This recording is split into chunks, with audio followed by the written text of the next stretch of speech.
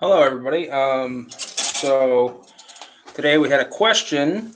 Somebody sent me a private message, and they wanted to know how to wrap, how to make wire handle wrap. Now, I can't show the whole thing, but I can show the cool part. So I have here a piece of wire. This is a little thick for knife handles, um, but it'll still work. I hope. It's floral wire. So you just take a drill, a nail hammered into something, and your piece of wire. I dropped it. And you fold the wire in half, like so. Oops. Hope you can see that. I folded the wire in half, put it over the nail, pull it tight. Now take the very end and bend it.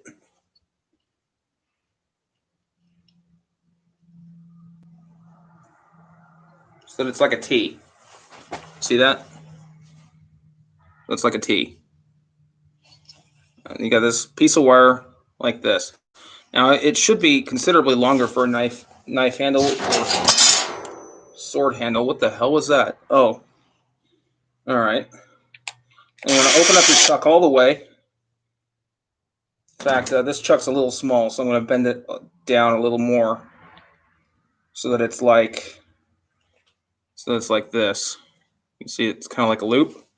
It's two separate ends facing different directions. I'll put that in my chuck.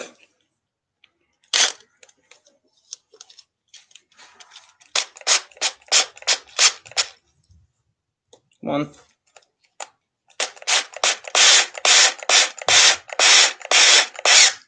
All right, it's in there tight. I'm going to put it on this nail.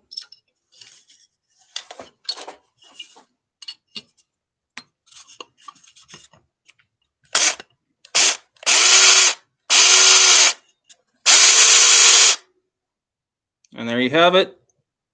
It looks like a braid. That's how you do that. Easy as pie.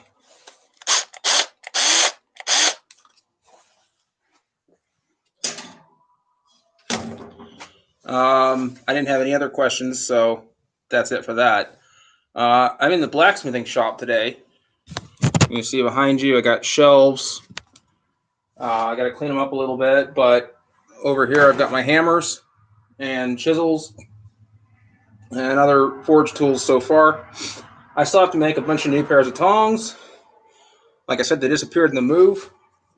And then over here is my metal pile, all up and down there. And it's sorted by type of steel. And if you look back here, you can't see shit because of the sun. But anyway, out that door is a view. And those mountains are in Kentucky. So that's that. I'm going to put this back up. My hair's a bit of a mess because I've been working. I'm making a door to go on the wall of separation between my workspace and storage space. So what that looks like so far, it's the most jerry-rigged thing ever. But that's what it looks like. It's to keep sparks out of that area. And so that's what I'm working on right now is I'm building a door for that. And I'm building the door, and then I'm going to finish up the wall. And I wasn't quite sure how big the door would be because I'm making it out of planks. It's not a milled size piece of wood or whatever. Like I'm making it out of cutoffs. So I wasn't quite sure how big it was going to be. Turns out it's big. It's a Dutch door. So I can get more airflow in, which is also why all those screens are up. They stop sparks, but allow air to flow through. And then across the middle there, where the metal roofing was put up on the wall, that's where most of the sparks are going on from the forge, and then the sparks from forging on the anvil are going to be hitting another piece of sheet metal that I haven't put up yet. So that's how that works. Yeah, I think that's everything about that anyway. I still got some metal down here to sort down here. You see that? Down there. And you can see my chickens here. There they are. So that's how that is. I've currently got this set up on a ladder. I have one hardy tool and like a ball stake.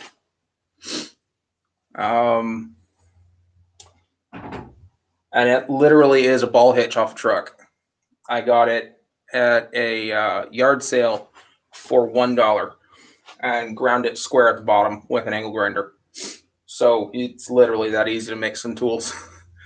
So yeah, in here is where I'm doing most of the blacksmithing work, and once I get electricity out here, the grinding will also be out here. Currently, there's no electric, even though there are lights put up. They're not connected to anything, and I didn't put them up, and they were cut off by the previous homeowner, previous person that owned this farm. Yeah. So I have to finish painting these two doors here, and I have to put up that door that I just made. That pair of doors, actually, they're Dutch doors, so 2 doors. Yeah. So I've just been working on my Dutch doors and the shit. Where's my lighter? There it is. So I'm working on putting up the Dutch doors, and I took a rest because my arm hurts from hammering so many nails. Because, like I said before, it's been a 1-year hiatus, or almost 2-year hiatus since I last forged, so I'm out of shape. I'm out of shape in a lot of ways, but mostly my arms are out of shape. So that's how that's working out. I'm building up stamina again. This arm really hurts.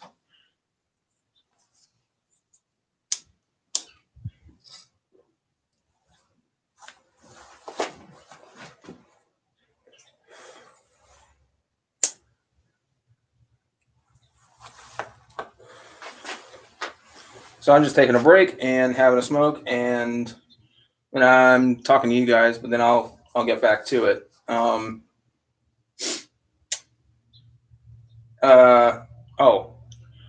did want to talk about some of my tools. I got a bunch of new tools because, like I said, the move, a bunch of my tools just disappeared. So I still had all my hammers, which were a sledge, a straight peen, 2 ball peens, and a cross peen, a German style cross peen. But and all of them are like rust bucket sale tools that I got when I first started out. And except for 2 that I bought. I bought the German style cross peen that was a 1.3 pound, and then I got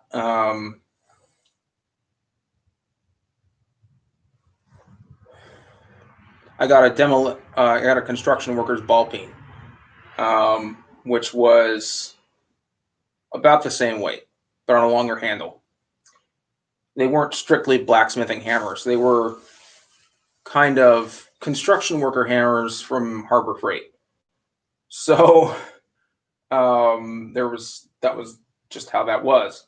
Now I've got dedicated blacksmithing hammers. So now I've got, in addition to my rust bucket hammers, like this old ball peen, which is my favorite for making knives, because it's got a really nice smooth peen, and It's beat to hell, but it's a good hammer. And when the handle breaks, I'm going to cry because I don't know how to make hammer handles yet.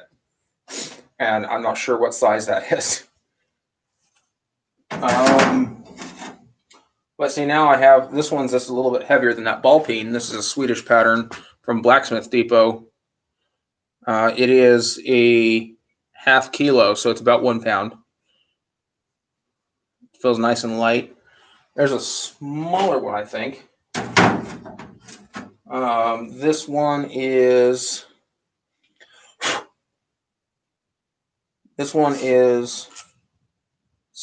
600 grams, so just a little bit heavier, a little over a pound. This one is 1 kilo. That's about 2.2 pounds. I think I'm going to be using this one a lot. It's got a good weight to it. Feels like I can move metal quickly, but still not like completely wear you out. My biggest hammer is still a cut down sledge, a rust bucket. This thing's a bit heavy. It's basically something I almost never use. My second heaviest hammer is this one. And it is 2 kilos or 4.4 pounds on just the head, just the tip. And I got new chisels. I could have made them, but I mean, like, you kind of need them to make your tools, to make other tools. So I went ahead and bought a set from Blacksmith Depot. And then I got this I got the brush from the welding section at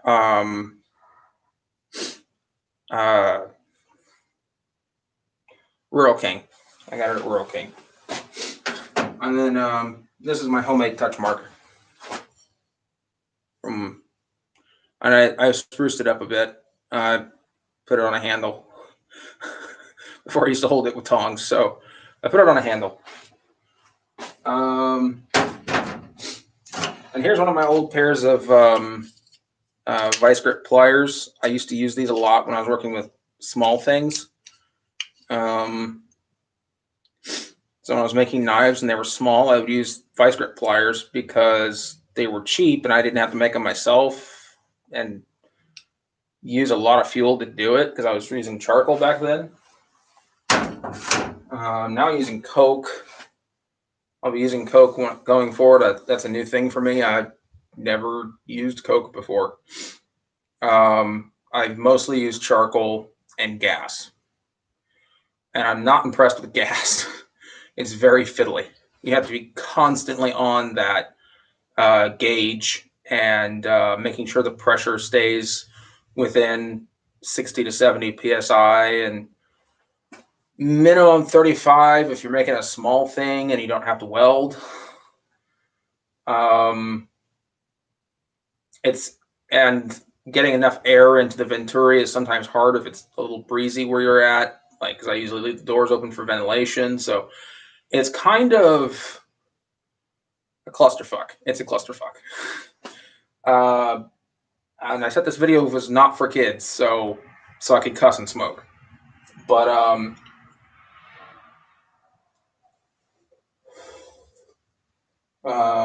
yeah. So what I used to do is I used to take mild steel and a medium steel that was case hardened, like shear steel, basically. And I would weld them together and make a blade.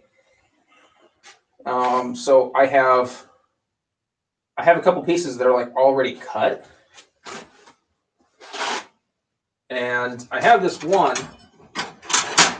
This is why I don't make knives anymore. This knife right here is why I don't make knives anymore. Even though it's quite a handy design. It's got an integral guard. I wasn't done forging it, so it's a little sharp. It did spark out a little bit right here. I got a little too hot. This is all 1084. And it's a curved handle Sachs, Skarma Sachs. with an integral guard so that your hand doesn't slip onto the blade, which was a problem if you're trying to thrust.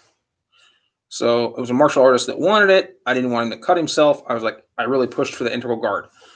I was like, you don't want your finger slipping onto this thing. It will cut you bad if you're thrusting. He was a thruster, and he was like, yeah, okay. So when I basically explained it to him, he was just like, yeah, okay, I want the guard. So it was great. Everything was going fine. I sent him this picture as a proof, a picture of this, and he wanted to know the progress, and I showed him. And then he ghosted me. I don't know what he was expecting in a progress pic, but it's not even ground yet. It's just barely starting to get the bevel in it. Like from here to here, it's just barely starting to get a bevel. I'm going to re-straighten it a bit. And it's full tang, curved like he wanted, so it'd fit into a cow horn grip. And the guy just ghosted me. I never heard from him again. I couldn't get a hold of him. He blocked me in everywhere. I don't even understand why, because this was going to be a great knife. And then I asked around to see if anybody else would want one like this. And everyone was like, no. Even though I made sure to tell them, like, this is just the blank. This isn't finished. It's nowhere near finished. I mean, it's pure 1084, and I was going to acid etch it, and it was going to be black. Like a satin black. Would have been sweet. Never finished it. Don't know what I'm going to do with this one. Maybe I'll finish it. Maybe I'll send it to my dad. I don't know. Maybe I'll keep it for myself. Kind of doubt it. I'm not really into live edge weapons anymore. What with PTSD and stuff, I try not to be armed.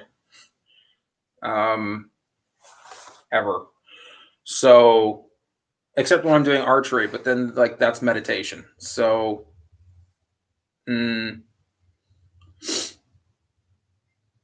I basically I like blunts, so that way I can have martial art to practice, or just wooden weapons. Yeah, you can still hurt somebody with that, but you can hurt somebody with pretty much anything. I mean, people are fragile, so I just try not to have anything that's weapon-like, or that's purpose-made for that. First off, it would go against my Buddhist beliefs and to actually hurt somebody. And second of all, I shouldn't have them around me. Just knowing what they're made for, I don't want that around me. I used to be really into weapons, and that was unhealthy to an unhealthy degree, and so now I just stay away from it. I don't have access to vast bulk of the things I own. They're locked away where I can't get them at a relative's house. And I don't ask where they're at or whatever. So, and the cops know. They know. So it's not like if someone ever were to use them that I would be liable for it. They know where they're at. So that's basically how that goes. You attempt suicide a certain number of times, and people are just like, you shouldn't have weapons. And you're like, yeah, that makes sense. So I don't make weapons. I don't make. I will make a couple of knives here and there, like utility knives, stuff like that. But I don't make purpose-made weapons. I make utility bushcraft tools and knives and things like that, and woodworking tools. I will not make a sword. I might make one sword just so I can say I made a sword, but then it's not gonna stay here. So yeah. Like I would either go to the house of the person that helped me make it because I would need a helper, I need a hitter, or it would, um, or I'd go to a shrine or a temple or something like, here, guys, here's a sword.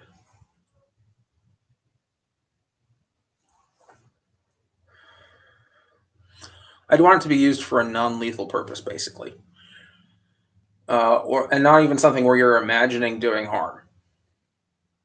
I think that's really important, not to even think about it. Um, so that actually took a deep turn. Um, but yeah, I'm working out here, and my arm feels better, so I think I'm going to go back to it. I showed you the wire thing, the wire trick to twist the wire. I actually learned it from being a vapor. Um, and how I got back to cigarettes is a long story, but I was in the hospital for a while, and they wouldn't let me have my vape gear. So I ended up smoking cigarettes again. And it's a different kind of high. So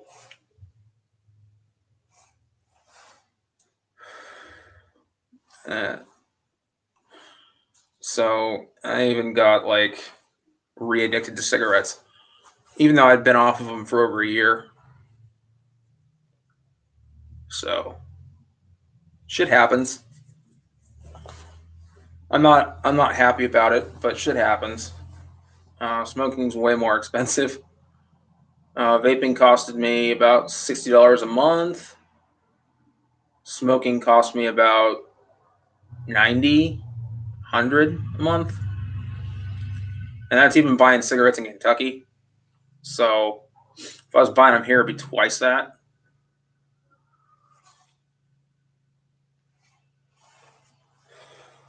And I haven't swept up in here at all. There's like dead wasp nests on the floor and shit. So I'm gonna be throwing all this shit away later. So there goes that. I don't have an ashtray in here or anything. So and when I'm foraging, I'll probably just be chucking them in the fire. So or I could forge an ashtray. Nah. Okay. So I gotta give you a little tour of the shop right before I leave. All right.